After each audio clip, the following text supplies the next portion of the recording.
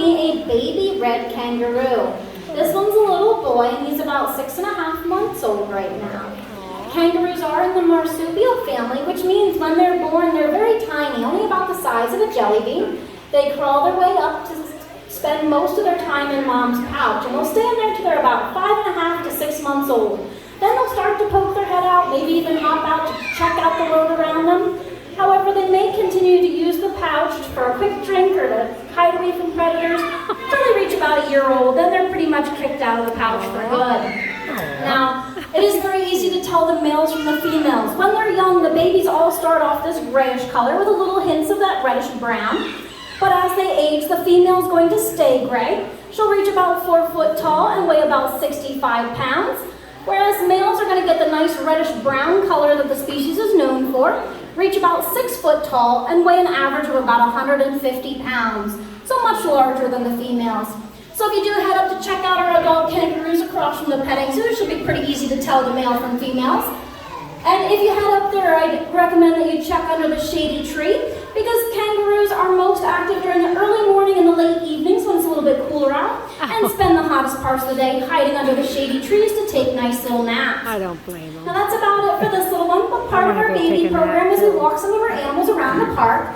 So if you do see us walking by with an animal, feel free to stop us and ask any questions you have. Most of the babies are able to be pet. We just ask that you please ask before reaching out because some come with very special instructions. We also have our baby animal area up located next to the petting zoo.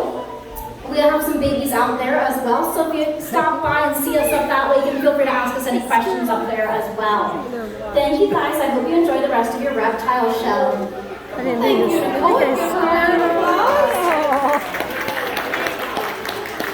Now we're going to kick off our part of the show with a little bit of a history lesson. Lake Tobias was founded in 1965, making this our 58th season. But we are not the oldest zoo in North America. The oldest zoo opened up their doors 148 years ago.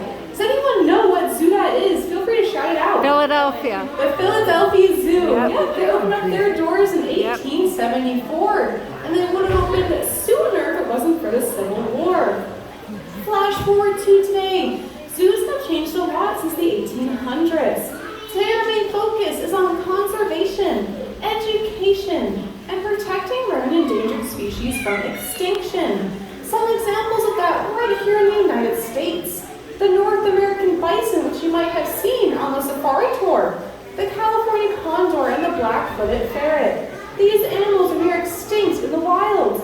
But with the help of zoos and breeding programs, we were able to increase their numbers in captivity and release those animals back out into the wild, so their numbers are on the rise.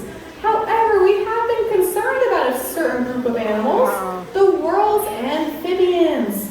Frogs, toads, newts, and salamanders have been disappearing for the last 30 years. Scientists estimate that 1/3 of the entire amphibian population will be gone soon. We have already lost 150 species from places like Australia, Central and South America, as well as right here in the United States. Now there is 3 main reasons for their disappearance. There's a deadly fungal disease called chytrid. There is habitat loss, and there is pollution. Now we do have a special amphibian friend. Oh, he's so This cute. is Oh my God. Milo. Milo is a giant marine toad from South America. That is the cutest frog I've Now ever Milo, as well as all other amphibians, have what we call permeable skin, which means their skin acts almost like a sponge. So when Milo is thirsty, he does not drink water does through look his like a mouth like sponge. you and How I. fat he is. Instead, he will simply sit in a puddle upon his water dish and absorb the water my right through the gosh. pores on his skin. But if there were any pollutants or toxins in that water, he would absorb them as well. That's why Brandon's wearing white gloves when he's handling Milo. Because if you're having soap, hand sanitizer, sunscreen, anything like that on his hands, Whoa, he's Milo can big. become very sick. Amphibians also have 2 stages to their life cycle. An aquatic phase. So once upon a time, Milo was a small tadpole surrounding ponds. He marked his And they have a territory. land phase. He peed But on that you. makes them susceptible to all forms of land, water, and air pollution, which is why they're disappearing so fast.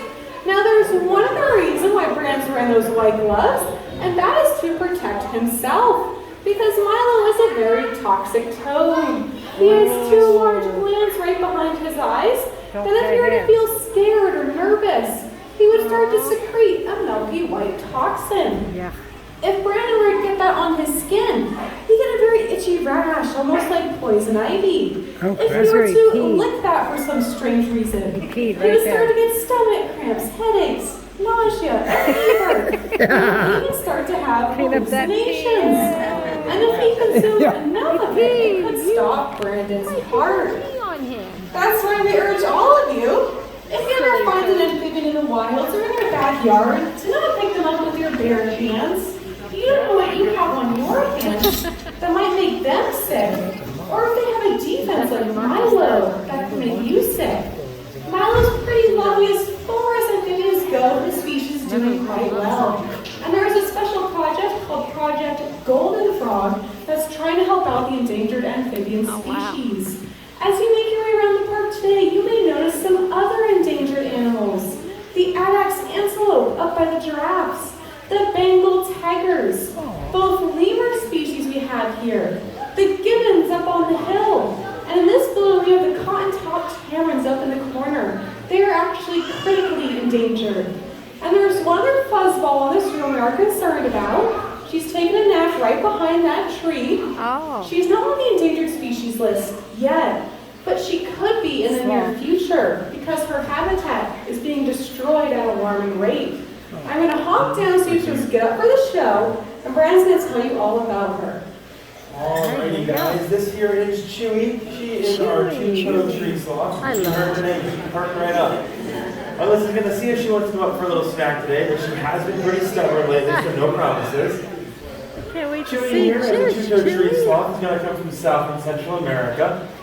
They do share that habitat with another kind of sloth, though. That's going to be the three-toed tree sloth.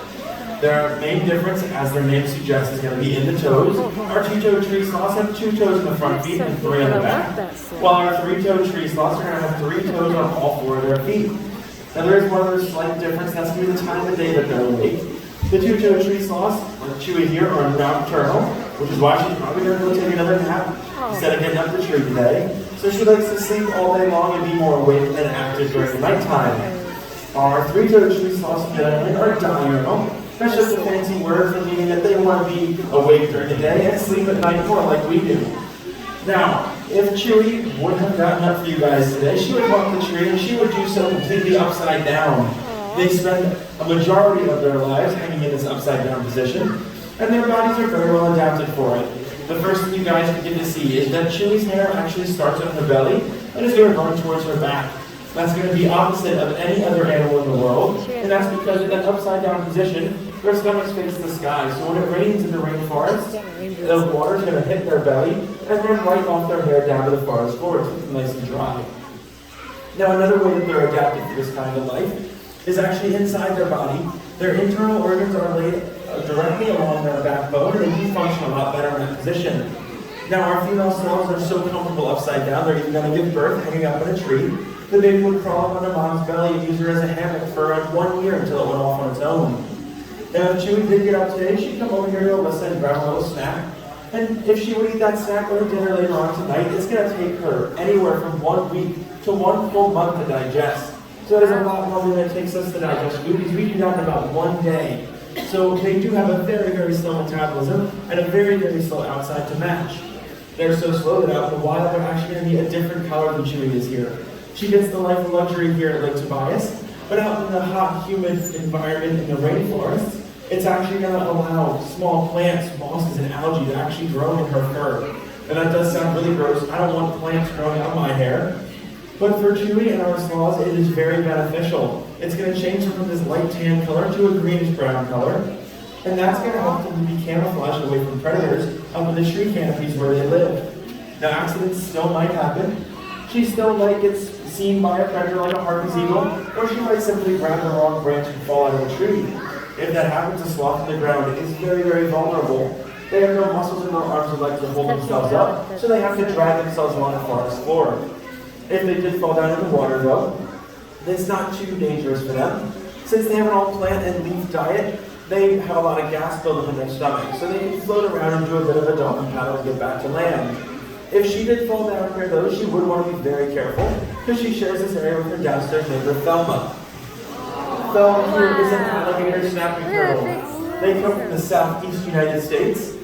We do have a snapping turtle that lives right here in Pennsylvania, but that's the common snapping turtle, and there are three pretty distinct differences that we're going to talk about today. They're also pictured next to each other on the sign down here in the tree, so if you want to get a better look at that after the show, you can see the differences. The first thing we're going to talk about is that head. Thelma has a very large, boxy, broad head, but her neck cannot reach out very far in front of themselves. Our common snapping turtles around here have a much smaller head, but that neck can reach out very far in front of themselves to hunt, as well as behind themselves to clean off their shells. Speaking of that shell, our common snapping turtle has a very wide, smooth shell. You can see Thelma here, her shell is very bumpy, and she has those three large ridges running down her back. That's going to kind of resemble an alligator, and that's where they're thought to get their name from. Now the last difference, and the most noticeable, is going to be their size. Our common snapping turtles have an average size of around 50 to 60 pounds, with records being around 75 pounds. Thelma here is already far past that. She is 94 pounds right now. She's a really good workout for Alyssa to lift up and down all day. But she is not even done growing yet. She has the potential to reach an average size of 150 with a record of 249 pounds. So by the time she's done growing, she could double, if not triple, in weight and size. That's a big girl. Now, since they are so heavy, they have a pretty unique way of finding food out in the wild. They don't actively hunt for their food, they're going to let food come to them. Thelma would sink down whatever water she's living in and open her mouth nice and wide. On the tip of her tongue, she has a little pink appendage she can wiggle around. It looks like a worm that would draw fish or frogs or other creatures right to her mouth, and she can snap her mouth shut and have herself a meal. Now that jaw is said to be one of the most powerful in the animal kingdom, coming in right up there with alligators and crocodiles at around 1,000 pounds of pressure per square inch. So Alyssa is very careful where she puts her fingers, because one quick bite can take off all four very easily. Oh, easy. Now the last thing we have for Thelma is going to be her age. We've had her here around 15 years, but we don't know how old she was when she got here. Although we do know that in captivity they can reach to be around 70 years old. Out in the wild, though, we don't know how old they can possibly get. Although there was one found down south that had the remains of musket balls dated back to the Civil War embedded in its shell. When scientists estimated the age of that turtle, they thought it was around 110 years old, but they re-released it and they don't know how old it ever got to be. Now that is all we have for Thelma. I want to turn attention to Chewy for just one more thing. I know she decided to stay down for a nap today. If she does get a little burst of energy and comes to climb around the tree, we do ask that you guys please don't reach out to touch her. She is just another animal to look at. She does have 4 very sharp teeth in her mouth, 2 very long arms that are very sneaky if you're not paying attention, and most days she has a pretty bad attitude, and with her bad eyesight from being nocturnal, she thinks everything is food, so it goes straight in her mouth. We don't want any accidents today. Alrighty, Alyssa has our slithering friends for you. Show of hands, who here loves snakes? Raise them high. Awesome. Who here is the opposite? They were forced to this one against their will. Oh no, I'm so sorry. We're going to be talking about our snakes next. Starting off with this little girl. This is Carter. But before I go any further, I'm wondering, is there a very brave child volunteer out in this audience who is not afraid to come down here and help me clean the restrooms after the show? Scrushy please.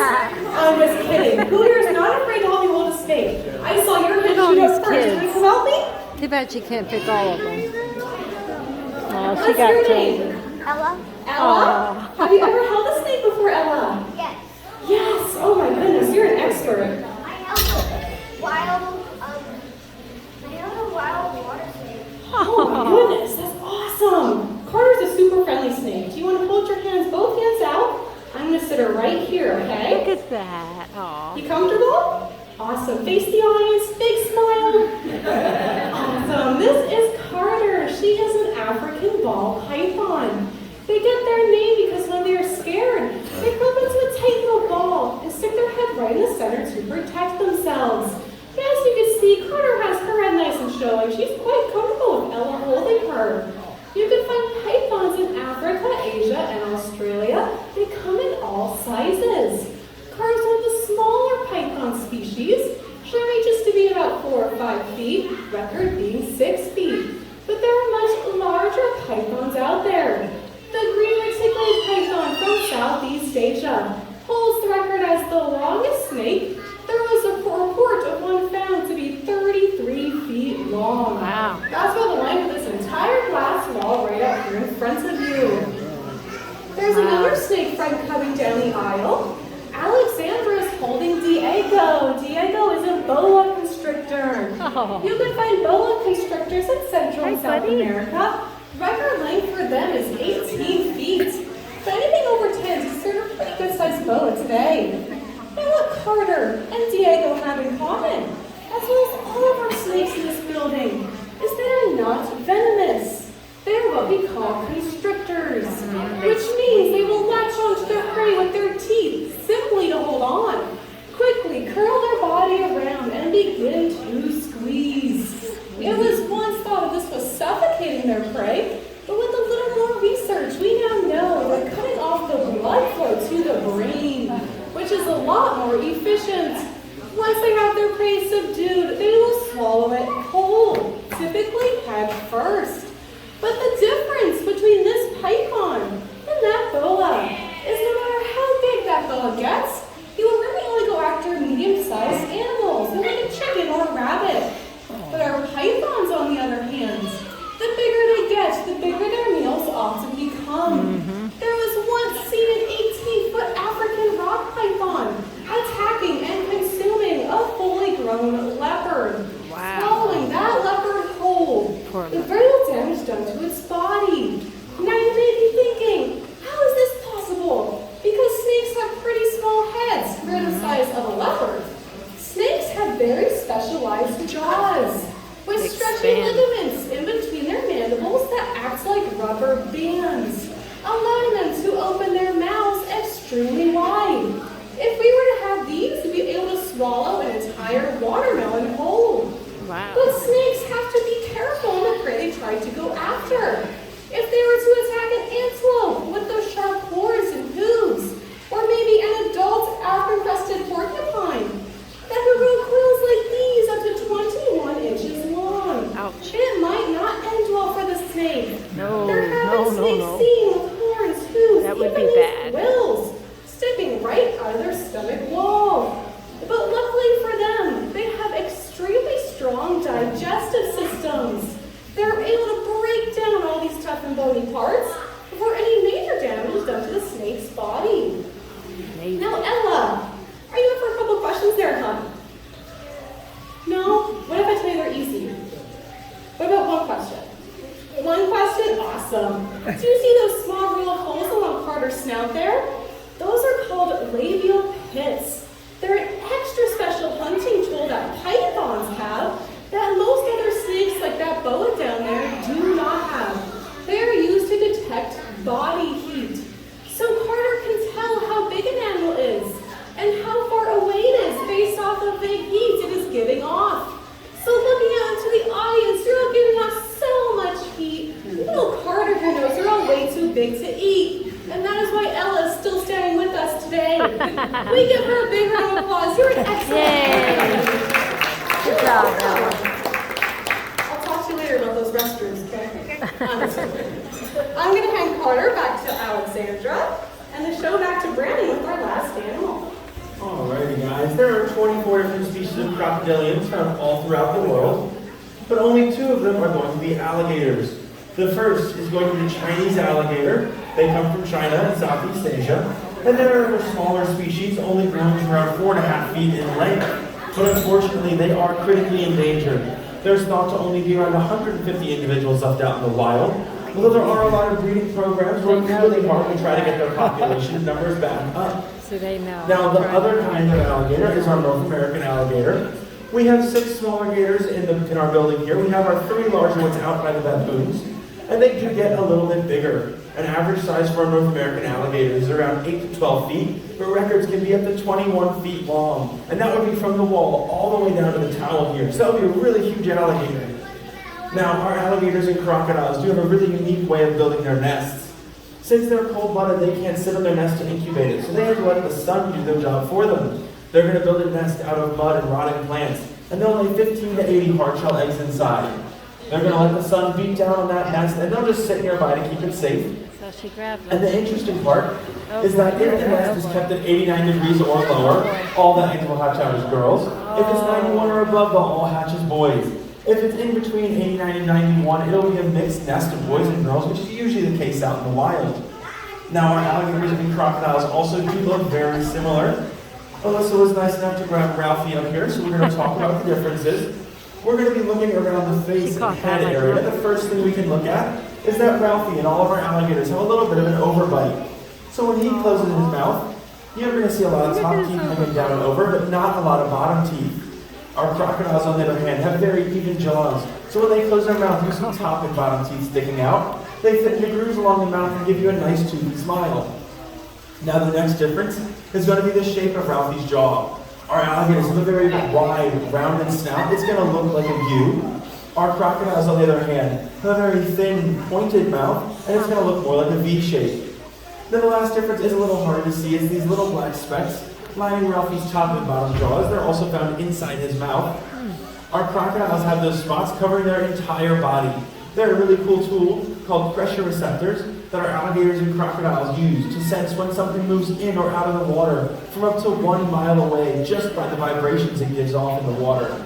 So that is a really great tool they have for hunting out in the wild. Now something similar between our alligators and crocodiles that is really unique is going to be those eyes. They're found on top of their head and they look out to the side. So right now Ralphie has a great view of everybody in the audience, as well as the paws out back. But he's having a hard time seeing me because he has a blind spot that starts in between those eyes and runs straight out in front of him.